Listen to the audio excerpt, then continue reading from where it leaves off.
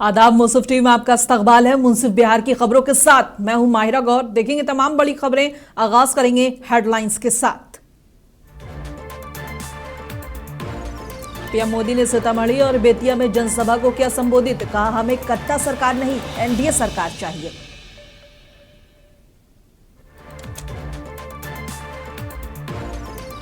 नीतीश कुमार ने आज औरंगाबाद के रफीगंज में जनसभा को संबोधित किया। लालू परिवार पर साधा निशाना।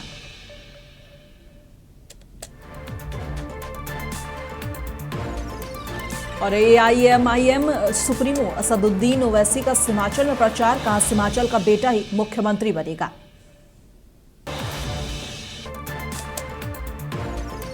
भागलपुर में तेजस्वी यादव की जनसभा में अफरा तफरी। भीड़ ने बैरिकेडिंग तोड़ा, मंच तक पहुंची। पुलिस ने हल्का बल प्रयोग किया।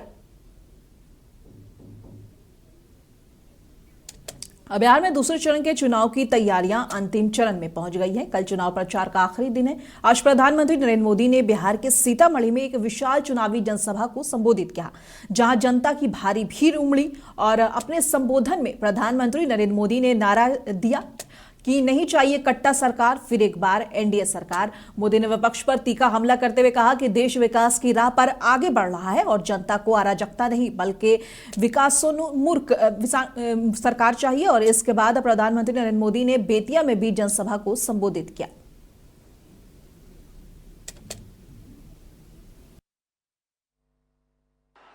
सीतामढ़ी का जो माहौल है, आपका ये जो प्यार है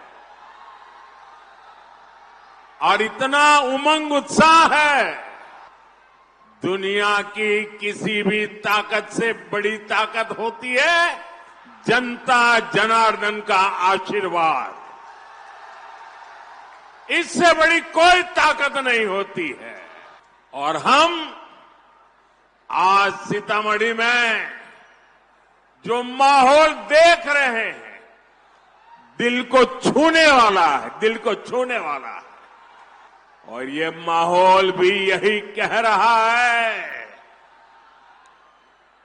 ये माहौल भी इस बात का संदेश दे रहा है, ये माहौल भी उस संकल्प का परिचय करा रहा है, नहीं चाहिए कट्टा सरकार,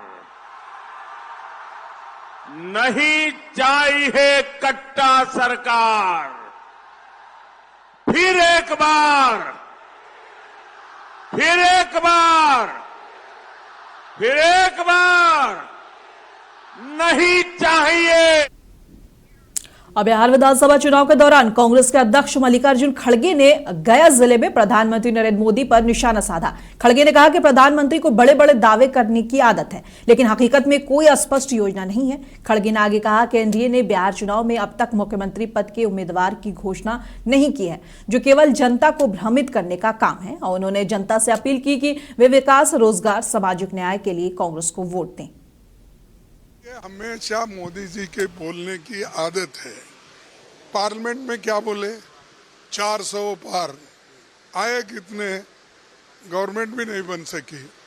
अब नीतीश को तो हटा दी है उन्होंने, इवन चीफ मिनिस्टर बोल के भी उन्होंने घोषित नहीं किया।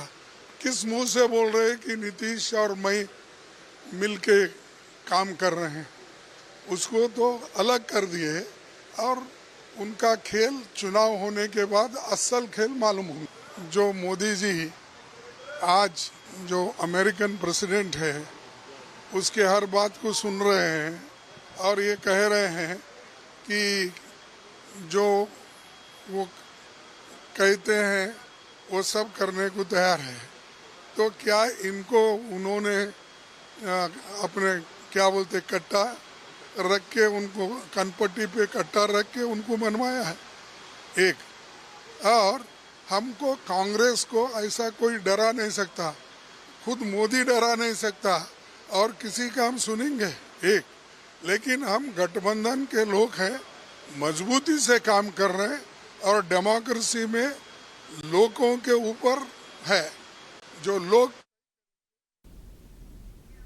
और केंद्रीय गृह मंत्री अमित शाह ने सीमांचल क्षेत्र को लेकर बड़ा बयान दिया। उन्होंने कहा कि सीमांचल से सभी घुसपैठियों को बाहर निकाला जाएगा। अमित शाह ने कहा कि ये कदम क्षेत्र की सुरक्षा और शांति सुनिश्चित करने के लिए उठाया जा रहा है। उन्होंने जनता से सहयोग की अपील की और कहा कि कानून और व्यवस्था बनाए रखना सरकार की प्राथमिकता है। अमित शाह ने कटिहार में जनसभा को संबोधित किया। उन्होंने सभा में राज्य और देश के विकास, सुरक्षा और सामाजिक योजनाओं पर चर्चा की। एक कोड़ा वालों ने मुझे कहा था कि हम रैली करेंगे, मगर कोड़ा वालों ने रैली की जगह रेला कर दिया। जहां तक नजर पहुंचती है मुंड ही मुंड दिखाई पड़ रहे हैं।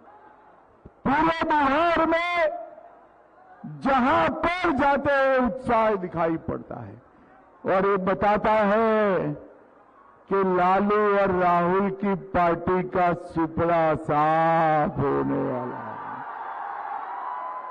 मैं इस भूमि पर शीतला माता, बाबा गोरखनाथ, कल्याणी जी की देवी धरा, श्री मनिहारी देवी धाम, गुरु तेग बहादुर गुरुद्वारा, भैरवनाथ मंदिर और गौरी शंकर मंदिर को प्रणाम कर मेरी बात की शुरुआत करता हूं। अमर शहीद ध्रुव कंडू और मेजर शहीद आशुतोष कुमार जी को भी प्रणाम कर मेरी बात की शुरुआत करता हूं। भाइयों में प्रथम चरण का मतदान हो चुका है। प्रथम चरण के मतदान मुख्यमंत्री नीतीश कुमार ने आज औरंगाबाद के रफीगंज विधानसभा क्षेत्र के आरबीआर खेल मैदान पर पहुंचे और जनसभा को संबोधित किया। उन्होंने अपने कार्यकाल के किए गए विकास कार्यों का लेखा जोखा जनता को बताया और लालू परिवार पर जमकर निशाना साधा। नीतीश कुमार ने रफीगंज से जदयू प्रत्याशी प्रमोद कुमार सिंह और गो से बीजेपी प्रत्याशी रणविजय शर्मा के पक्ष में मतदान करने की अपील की, जिस पर जनता ने भरपूर समर्थन देने का वादा किया है।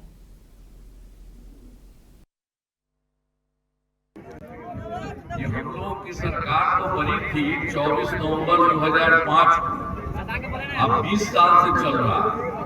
लेकिन जो हम लोग आए थे और उसके पहले वाली जो सरकार थी, उस सब का क्या हाल था, उस सब की स्थिति क्या थी?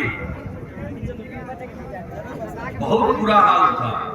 लोग शाम के बाद घर से बाहर नहीं निकलते थे। समाज में कितना विवाद होता था, कितना हिंदू मुस्लिम झगड़ा होता था। पढ़ाई का क्या हाल था, बहुत कम बच्चे पढ़ते थे, अब बहुत कम पढ़ाई होती थी। पहले इलाज का पूरा इंतजाम नहीं था, सड़कें बहुत कम थी और जो थी उनका बुरा हाल था। अब बिजली बहुत कम जगह, तो इस तरह से उन लोगों का पहले कोई चीज नहीं था। अब वो देखिए 15 साल रहा तो उसमें 7 साल जो पहले बना था उसको हटना पड़ा और जब हट गया तो अपना पत्नी को बनवा दिया। आप जरा बताइए ना, आज तक किसी को पूरे बिहार में गोपालपुर विधानसभा क्षेत्र के कचहरी मैदान में महागठबंधन की जनसभा के दौरान नेता प्रतिपक्ष तेजस्वी यादव के मंच पर पहुंचते ही भीड़ बेकाबू हो गई और सैकड़ों समर्थक बैरिकेडिंग तोड़कर मंच तक पहुंच गए, जिससे पुलिस को हल्का बल प्रयोग करना पड़ा। तेजस्वी यादव ने मंच से लोगों को शांत रहने और महागठबंधन के उम्मीदवार प्रेम सागर उर्फ डब्लू यादव के पक्ष में मतदान करने की अपील की। इस दौरान तेजस्वी यादव करीब 1.5 मिनट तक मंच पर रहे। जब तेजस्वी और आरपी गुप्ता मंच से हेलीकॉप्टर की तरफ गए तो भीड़ वहां भी पहुंच गई।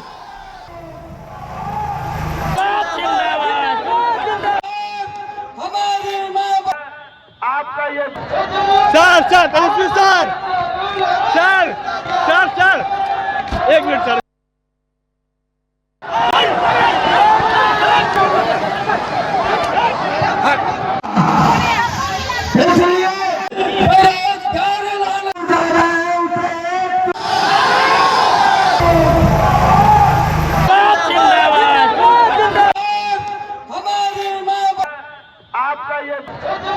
सर तेजस्वी सर।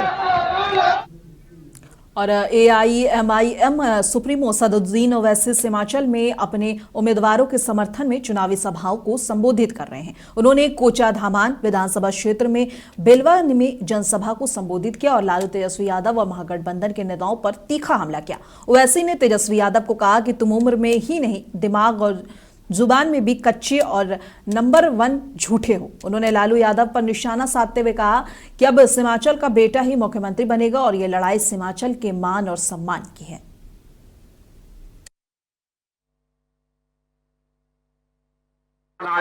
मेरी पत्नी को बनाया 15 साल, अब मेरा बेटा को बना दो, फिर बेटे के बाद उसके बेटे को बना दो, फिर उसके बाद उसके बेटे को बना दो। अरे क्या हम तुम्हारे गुलाम हैं? अब वोट पड़ेगा तो सीमांचल के नाम पर पड़ेगा। सरकार बनाओ, सरकार बदलना है। कभी बोले चाचा भतीजा आ गया, चाचा भतीजा, बड़ा ड्रामा किया। हम याद है आपको बोले थे 2015 में यहां पर भाजपा की सरकार बनेगी, मेरा मजाक उड़ाए थे सब लोग बड़े बड़ी बातें किए। क्या हुआ फिर? 20 साल से यहां पर नीतीश कुमार की सरकार है।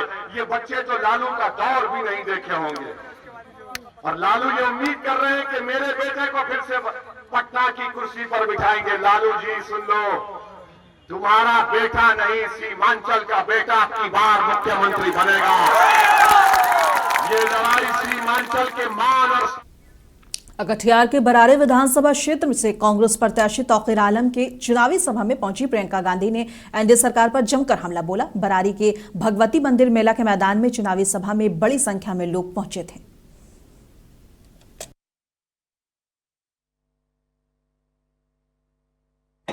लेकिन आप जान रहे हैं ना, आपका अनुभव है ना, ये तो बदलो ना हालात, बदलो, अब जागरूक बन जाओ, सिखा दो इन लोगों को सबक, सिखा दो इन्हें सबक। महागठबंधन की सरकार आएगी तो पेपर लीक रोकने का पूरा इंतजाम बनेगा। आपके लिए जॉब कैलेंडर लाएंगे, जॉब कैलेंडर लाएंगे जिसमें जिस दिन आपकी परीक्षा होगी, जिस दिन रिजल्ट आएगा, जिस दिन नियुक्ति होगी, पहले से तय होगा। कोई उसमें बदलाव लाने की कोशिश करे तो सख्त से सख्त कार्रवाई करेंगे। आप नौजवान हो इस देश के, अपना छोटा सा कारोबार शुरू करना चाहोगे तो सरकार 2 लाख रुपए देगी। स्थानीय रोजगार बनाने के लिए हर विधानसभा में अलग से 10 करोड़ रुपए भेजे जाएंगे ताकि आपको यहाँ पे रोजगार मिले, कहीं जाना ना पड़े।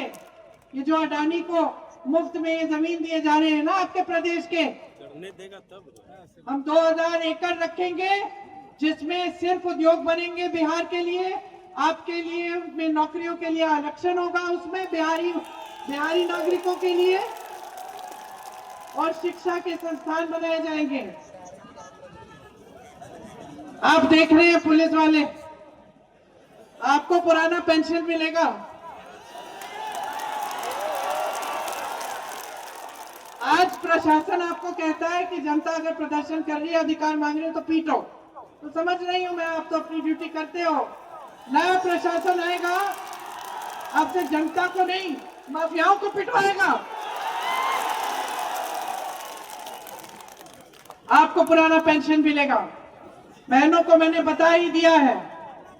और रोजगार की बात करती हूं, जिस परिवार में एक भी रोजगार नहीं है, हम पूरी कोशिश करेंगे कि ये जो खाली पद है सरकार के, इसको भरेंगे और आपको रोजगार देंगे।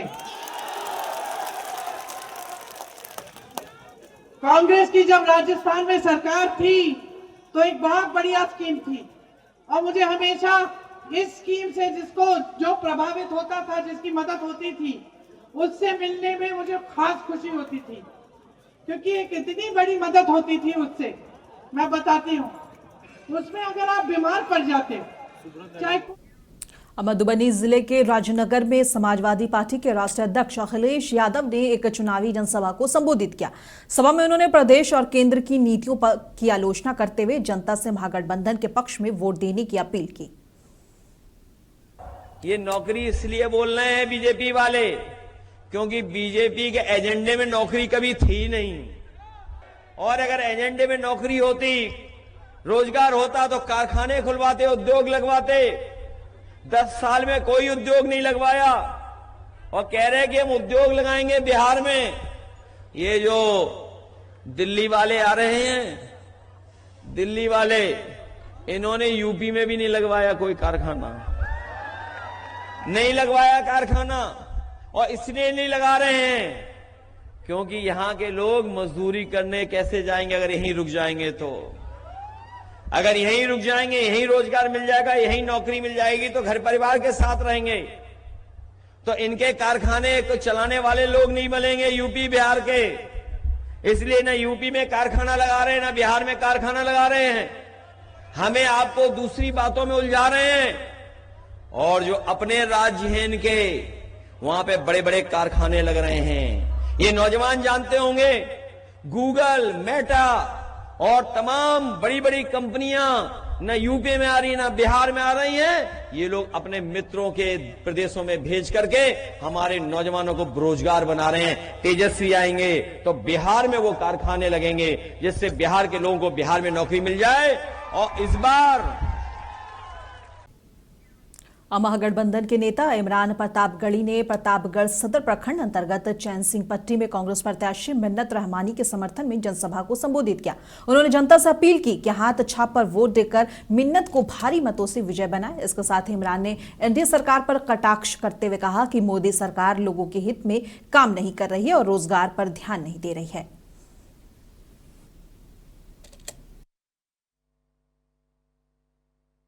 पहली बार आया हूँ और ये उमड़ा हुआ जनसैलाब मिन्नत रहमानी को जिताने की गवाही दे रहा है। मुझे पूरा भरोसा है कि सुपौल महागठबंधन की सरकार बनाने के लिए वोट करेगा। 11 तारीख को महागठबंधन की सरकार बनने जा रही है, तेजस्वी मुख्यमंत्री बनने जा रहे हैं और सुपौल मिन्नत रहमानी को विधायक चुनने जा रहे हैं। सुपौल पूरे बिहार में परिवर्तन की लहर है और इसकी शुरुआत, इसकी बांधी आपको सुपौल में देखने जा रही है। निश्चित तौर पे सुपौल की जनता ने ठान लिया है कि इस बार सुपौल में परिवर्तन होकर रहेगा। इससे पूरे बिहार में महागठबंधन के पक्ष में लहर है। निश्चित तौर पे हम दावे के साथ कह रहे हैं कि बिहार में जो परिवर्तन है उसकी शुरुआत अगर कहीं से हो रही है, सुपौल से हो रही है। हम सुपौल के युवा साथियों से अपील करते हैं, आइए हम सब मिलकर के नए सुपौल को। किशनगंज जिले में प्रचार प्रसार अपने चरम पर है। एआईएमआईएम की महिला राष्ट्रीय प्रवक्ता सैयद फलक ने बहादुरगंज विधानसभा क्षेत्र में पार्टी प्रत्याशी तौसीफ आलम के समर्थन में जनसभा को संबोधित किया। सैयद फलक ने नरेंद्र मोदी और योगी आदित्यनाथ, कांग्रेस, आरजेडी और सपा नेताओं पर कटाक्ष किया। फलक ने इमरान प्रतापगढ़ी पर तंज करते हुए कहा कि उनकी औकात बस इतनी है कि मैडम के कहने पर ही वे बैठते और उठते हैं। मेरी आप तमाम से दिली गुजारिश है कि 11 तारीख के दिन वतन छाप को वोट देकर मजलिस से अपनी वाबस्तगी का सबूत दीजिए। बहादुरगंज से मजलिस की जीत बहादुरगंज के लोगों की जीत होगी, क्योंकि अगर इंशाअल्लाह आपके अपने चहीते तौसीफ आलम साहब कामयाब होकर पटना जाएंगे तो बेखौफ और बेबाक अंदाज में आपकी नुमाइंदगी करेंगे। क्योंकि जितने दीगर पार्टीज के मुस्लिम नेता होते हैं पूरे के पूरे गुंगे रहते हैं। वो कभी ट्रैफिक में फंस जाते हैं तो कभी उनकी गाड़ी का टायर पंचर हो जाता है तो कभी पेट्रोल खत्म हो जाता है। और इसका एक उदाहरण आप लोगों के सामने आपके पूर्व किशनगंज एमपी मरहूम मौलाना असरार उल हक साहब है, जिनको पार्लियामेंट में ट्रिपल तलाक कानून के खिलाफ बोलने से रोका गया था। और जब बात मजलिस की आती है तो जिस जमात के सदर हिंदुस्तान के सबसे बेखौफ, बेबाक, बाहौसला और पुरजोश हो, उनके तालिबा कैसा गूंगे हो सकते हैं? अगर गूंगे भी रहे तो उनके मुंह में जुबान आ जाती है हमारे सदर के हौसले को देखकर। और मेरे भाई इमरान प्रतापगढ़ी, जो तुम अपनी मैडम के बोलने पर सीमांचल आकर हमारे सदर के खिलाफ बोल रहे हो, तो मैं तुमको याद दिला दूं कि हमारे सदर के तुफैल में तुम राज्यसभा एमपी बने और तुम्हारे शोहरत की शुरुआत मेरा हिंदू और दुनिया ने देखा है कि हमेशा फिरौन और यजीद और नमरूद जैसे लोगों से ज्यादा नुकसान हमारी कौम को मीर सादिक और मीर जाफर जैसे लोगों से हुआ है। सीमांचल बिहार में भी हुकूमत बनाने नहीं आए हैं, हम सिर्फ इतना चाहते हैं कि सीमांचल के लोग किंग मेकर बने, कि 14 तारीख के दिन जब चुनाव के नतीजे आए। और जनसुराज के संस्थापक प्रशांत किशोर ने आज झंझारपुर में रोड शो किया। रोड शो में बड़ी संख्या में लोग सड़कों पर जुटे और प्रशांत किशोर का स्वागत नारों के साथ किया। राहगीरों और जनता से सीधे संवाद करते हुए उन्होंने बेहतर शासन और साफ सुथरी राजनीति का संदेश दिया। इस दौरान उन्होंने प्रधानमंत्री नरेंद्र मोदी और आरजेडी पर भी आलोचना की। तो पीछे कई दशकों से जो एनडीए है, भाजपा है, नीतीश भाजपा है, ये लोग का सबसे बेहतर वोट लेने का तरीका रहा है कि लालू जी का डर दिखाओ, जंगल राज का डर दिखाओ और वोट ले लो, ताकि लोग ये कहें कि भाई काम हुआ ना हुआ हो, कम से कम जंगल राज तो वापस नहीं आना चाहिए। लेकिन इस बार वो स्थिति बदली हुई है। प्राइम मिनिस्टर ये जो कह रहे हैं वो शायद उनको ज़मीनी हकीकत इतना पता नहीं चल रहा है। अगर आप ये कह रहे हैं कि जंगल राज नहीं आना चाहिए तो लोग कह रहे हैं ठीक है नहीं आना चाहिए, लेकिन आप क्यों आना चाहिए, जनसुराज आना चाहिए। विकल्प तो एक नया दूसरा है। जब विकल्प नहीं था तब वो प्राइम मिनिस्टर की बात ठीक थी, तब वो काम भी करता था। अब भागलपुर में झारखंड के पूर्व मुख्यमंत्री और बीजेपी नेता रघुवर दास ने पत्रकारों से बातचीत में महागठबंधन पर तीखा हमला किया और कहा कि बिहार की जनता ने परिवारवाद, तुष्टीकरण, भ्रष्टाचार की राजनीति को नकार दिया है। उन्होंने दावा किया कि पहले चरण की वोटिंग में जनता ने एनडीए के पक्ष में मतदान किया है और इस बार एनडीए को पूर्ण बहुमत से जीत मिलेगी।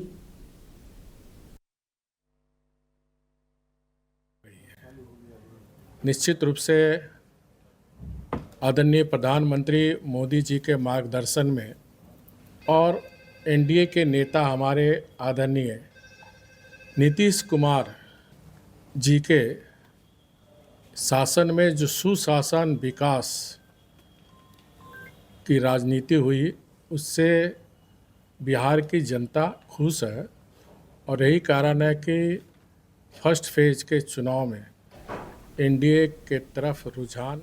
बिहार प्रदेश कांग्रेस कमेटी ने विशेष संवाददाता सम्मेलन का आयोजन किया है। इस प्रेस कॉन्फ्रेंस को राज्यसभा सांसद प्रमोद तिवारी और डॉक्टर अखिलेश प्रसाद सिंह संयुक्त रूप से संबोधित किया। कार्यक्रम में दोनों नेताओं ने बिहार की मौजूदा राजनीतिक परिस्थितियों, चुनावी रणनीति और कांग्रेस पार्टी के आगामी कार्यक्रमों पर चर्चा की। साथ ही केंद्र और राज्य सरकार की नीतियों पर भी कांग्रेस का रुख स्पष्ट किया।